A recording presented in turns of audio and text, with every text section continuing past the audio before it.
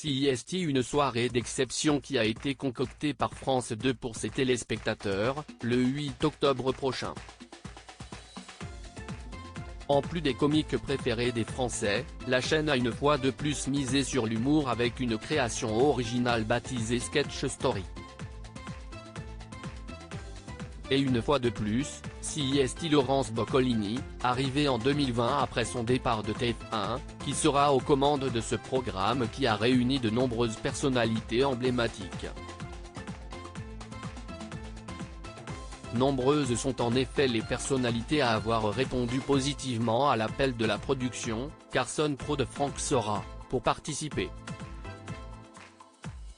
Il faut dire que ce projet ambitieux donne envie. Elles ont eu l'opportunité de réinterpréter leurs sketchs les plus célèbres, ou ceux d'autres humoristes ou artistes, dans de courtes fictions. L'occasion pour le public de les découvrir comme ils ne les ont jamais vus. Comme vous pouvez le découvrir dans le diaporama, Muriel Robin a retrouvé, non pas son acolyte de toujours Pierre Palmade, mais Vincent de Dienne pour le sketch Le permis de conduire joué à l'origine par Pierre Palmade et Michel Larocque. Il raconte l'histoire d'un couple qui doit se rendre chez des amis pour un anniversaire. La femme prend le volant et la situation se complique rapidement, ce qui provoque des tensions. Pierre Palmade était quant à lui en duo avec Baptiste Le Caplin pour le sketch Gérard et Toinette qu'il connaît bien pour l'avoir joué avec Michel Larocque. Cette fois, les amoureux de fiction ont un dîner avec leurs amis Gérard et Toinette. Mais le mari a oublié et n'était pas du tout emballé à l'idée de les recevoir, accusant ainsi son épouse de ne pas l'avoir prévenu. Autre duo qui fera mouche à coup sûr, Liane Folly et Bernard Montiel pour le sketch L'après-dîner, de Sylvie Joly, dans lequel la femme fait bien comprendre qu'elle a passé une soirée terrible une fois en voiture avec sa moitié. Et elle n'hésite pas à critiquer à tout va des invités. De son côté, Jean-Philippe Janssen s'était associé à Anne Roumanoff pour le sketch Cocktail mondain de cette dernière.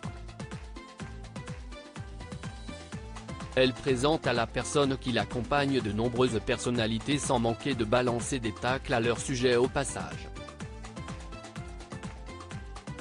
Anthony Cavana, Sonia Humbert et Nordine Ganso étaient réunis pour le sketch Papa je suis gay de l'humoriste de 53 ans.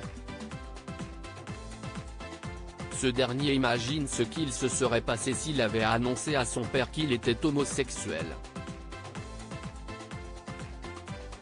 Élodie Pou était aussi de la partie pour les sketchs La Belle Famille avec Audelaf et celui des Pétasses avec Christelle Chollet et Lola Dubini.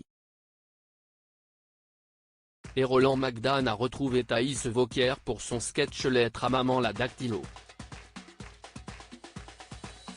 Les sketchs Le Train pour peau de chevalier et Las Palais, Les coiffeuses des chevaliers du Fiel ou Madame Sarfati, Allô la police d'Eli Kakou seront aussi mis à l'honneur.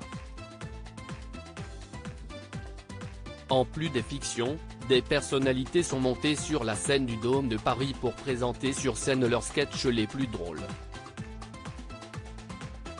Laurence Boccolini a eu le plaisir de recevoir Kev Adams, Élodie Pou, Roland Magdan, Les Baudins, duo formé par Vincent Dubois et Jean-Christian Fraissinet, Les Chevaliers du Fiel, composé d'Éric Carrière et Francis Ginibre, Anthony Cavana ainsi qu'Anne Roumanoff pour cette folle soirée.